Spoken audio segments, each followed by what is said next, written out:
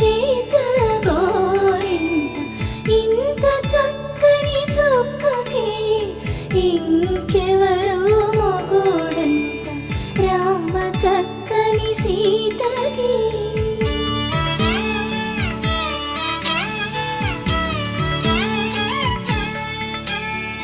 ఉడతవి పునరేలు విడిచిన పుడమియల్లుడు రాముడే